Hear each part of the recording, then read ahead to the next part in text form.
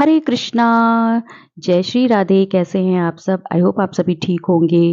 राधा रानी की कृपा आप सभी पर हो। मेरा नाम है प्रतिभा और मेरे ब्लॉग में आप सभी का स्वागत है। अगर आपने मेरा चैनल सब्सक्राइब नहीं किया तो प्लीज़ कर लीजिएगा, क्योंकि मैं आपके लिए बहुत ही प्यारे प्यारे वीडियोस लाती हूँ। आज है छुट्टी का दिन, तो मैं जा रही हूँ अपने हस्बैंड के साथ एक खास जगह। जी हाँ, मैं आज निकली हूँ इस्कॉन टेम्पल के लिए। क्या आप इस्कॉन का फुल फॉर्म जानते हैं? इस्कॉन का फुल फॉर्म होता है international society of Krishna consciousness. जी हाँ, कृष्णा तो इंडियन भगवान थे, लेकिन ये इंडियन सोसाइटी नहीं है, ये इंटरनेशनल सोसाइटी है। तो ये लखनऊ में जो इस्कॉन टेम्पल है, ये शहीद पाथ गोल्फ सिटी के पास स्थित है। बहुत दूर पड़ता है, लेकिन सबसे अच्छी बात ये है कि जब आप यहाँ आते हो तो आप पूरे दिन रह सकते हो और पार्किंग का भी कोई टेंशन नहीं है। आपकी कार हो चाहे बाइक, सब कुछ सेफली यहाँ पे खड़ी रहेगी। तो यहाँ पे मैं आपको मंदिर का पूरा एरिया दिखाऊंगी और साथ में ये भी बताऊंगी कि मैं यहाँ क्यों आती हूँ और यहाँ पे क्या अच्छा लगता है मुझे। तो मेरे वीडियो में एंड तक बने रहिएगा प्लीज़, कहीं जाइएगा नहीं। आप देख सकते हैं, देखिए सामने कितनी बड़ी ज़मीन पड़ी है और ये देखिए ये है इमारत जो भी बन रही है। मैं यहाँ पर आपसे डायरेक्ट बात नहीं कर सकती हूँ, क्योंकि मैं माइक अपना घर पे भूल गई हूँ, इसलिए मैं आपको ऐसे ही डिस्क्राइब कर रही हूँ। लखनऊ का जो इस्कॉन टेम्पल है वो अभी बन रहा है। ज़मीन तो बहुत बड़ी पड़ी है, लेकिन अभी बन रहा है और यहाँ पे ग्रीनरी पे बहुत ज़्यादा फोकस किया गया है। मैं अगर अपना एक्सपीरियंस बताऊं, मैं अभी तक जितने भी मॉल पार्क सब जगह गई हूँ, जब मैं यहाँ पर आई तो मुझे ऐसा लगा कि अब कहीं नहीं जाना है। अब जब भी मॉल पार्क का प्लान बनेगा तो सीधे इस्कॉन आएंगे और कहीं नहीं आएंगे। तो मुझे जब भी मन होता है कि चलो मॉल चलते हैं या पार्क चलते हैं, तो मैं सीधे यहीं पर आ जाती हूँ। पहले शुरू-शुरू में मुझे लगता था कि यहाँ पे एंट्री देंगे कि नहीं, लेकिन ऐसा कुछ भी नहीं है। आप नॉर्मली जैसे आम मंदिरों में जाते हैं, वैसे ही यहाँ भी आ सकते हैं।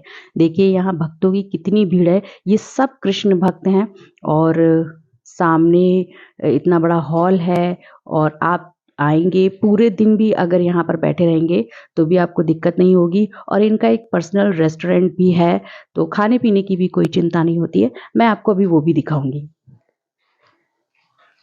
फिलहाल आगे चलते हैं, मैं आपको दिखाती हूँ मेरे प्रभु का आज श्रृंगार कैसा हुआ है।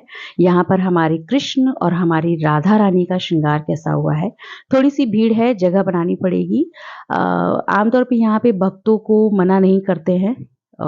फिलहाल आप हमारे प्रभुपाद जी से मिलिए। ये है भक्ति वेदांत स्वामी प्रभुपाद जी की प्रतिमा, जो कि इस्कॉन के फाउंडर हैं। इन्होंने ही कृष्णा टीचिंग और कृष्ण भक्ति विदेशों में पहुंचाई, यानी जो विदेशी आज कृष्ण भक्त हैं वो इन्हीं के कारण हैं। तो चलिए फिर अब मैं आपको अपने ठाकुर जी से और अपनी राधा रानी से मिलाती हूँ।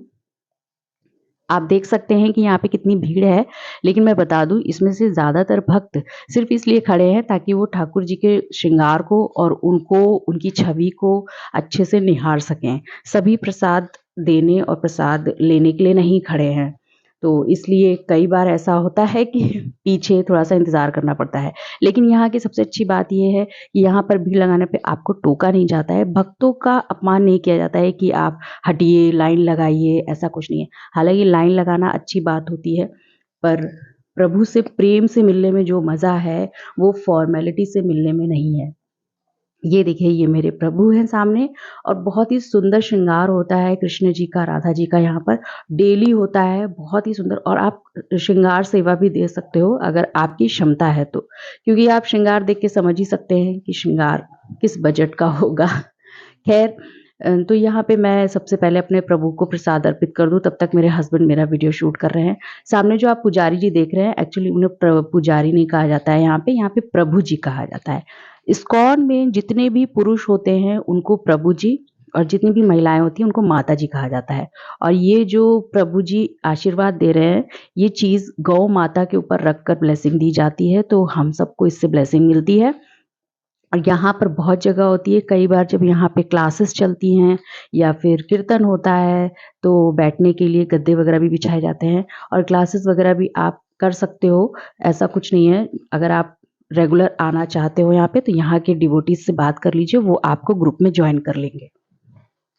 फिलहाल मैं यहाँ रेगुलर नहीं आ पाती हूँ क्योंकि ये मेरे घर से बहुत दूर पड़ता है, तो कभी प्रभु का दर्शन करने आती हूँ। दोपहर के 1 बजे मंदिर बंद हो जाता है और 4 बजे खुलता है, लेकिन इसका मतलब ये नहीं कि आप इतने दूर आए हो तो अब तुरंत भागना पड़ेगा।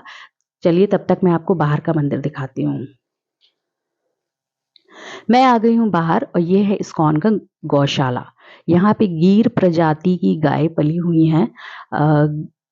इंडियन प्रजाति भी है, ऐसा नहीं है, लेकिन देखिए ये गाय जो आप देख रहे होंगे समझ गए होंगे कि इंडियन कम दिख रही हैं। धूप बहुत तेज़ है इसलिए इनको छत के नीचे बांधा गया है। जैसे ही धूप चली जाएगी ये खुले मैदान में बांध दी जाएंगी। बहुत ही सुंदर गाय होती हैं और सबसे अच्छी बात ये है कि आप यहाँ की गायों को गौ सेवा भी दे सकते हो। गौ सेवा जैसे चारा का हो गया या जो भी, मतलब इनका यहाँ पे लिस्ट लगी हुई है साइड में। गौ सेवा और गौ को निहारने के बाद अब मैं आ गई हूँ बाकी के एरिया को देखने। आप देख सकते हैं कि यहाँ पर कितनी जगह है, सोचिए। यही कारण है कि इस्कॉन टेम्पल बहुत ही भव्य होते हैं।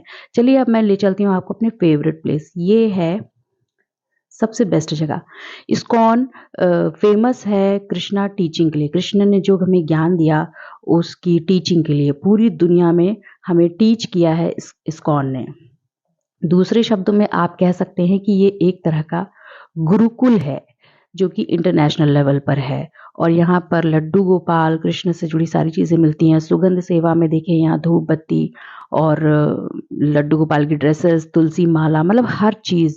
और टीचिंग बुक्स भी मिलती हैं यहाँ पर, तो मैं हर बार यहाँ से बुक्स लेती हूँ और मेरे पास ऑलरेडी 3 बुक्स हैं, तो ये मैंने 4th भी ले ली आज। फिर थोड़ी देर बाद मैं बाहर आई गार्डन का मज़ा लेने। अगर आप कभी इस्कॉन नहीं आए हैं और आना चाहते हैं तो आप बेखटक आ सकते हैं। आपको गार्डन वगैरह में भी बैठने के लिए मना नहीं किया जाएगा। जैसे चाहें वैसे घूमें, कोई दिक्कत नहीं। एक बार आप यहाँ आ गए तो आप यहाँ के रंग में रंग जाएंगे। और अगर आप रेगुलर आना स्टार्ट कर दिया आपने तो चैंटिंग है, क्लासेस अटेंड करना है, वो सब भी आप कर सकते हैं। और उसमें कोई रॉकेट साइंस नहीं है, आपको बस यहाँ के डिवोटी से बात करनी होगी। और देखिए मेरे हस्बैंड शूटिंग कर रहे हैं, आपको फ्लावरिंग वगैरह दिखा रहे हैं। वैसे मैं बता दूं कि बसंत के मौसम में इतनी फ्लावरिंग है उतनी होती नहीं है। अब बात करते हैं, जैसे आप इतनी दूर आते हो तो पूरे दिन कैसे रह सकते हो, थक गए तो यहाँ पे इनका एक पर्सनल रेस्टोरेंट है, गोविंदाज रेस्टोरेंट। यहाँ पे बिल्कुल भी प्याज लहसुन का प्रयोग नहीं किया जाता है खाने में, क्योंकि यहाँ सब कृष्ण भक्त आते हैं और मैक्सिमम लोग तुलसी माला पहनते हैं, तो प्याज लहसुन का खाना ये लोग नहीं खाते हैं। तो मैं भी यहाँ पर आई हूँ, लेकिन मैं खाना खाने नहीं आई हूँ क्योंकि मेरी बच्ची को थोड़ी सी धूप लग गई है, तो हमने सोचा कि चलो थोड़ा एक एक कप चाय पी लेते हैं। वैसे मैं बता दूं यहाँ चाय नहीं मिलती है, यहाँ पे एक हर्बल मसाला चाय मिलती है जिसमें चाय की पत्ती का इस्तेमाल नहीं होता है। तो अब हम निकल रहे हैं घर के लिए। एक बार आप यहाँ ज़रूर आइए।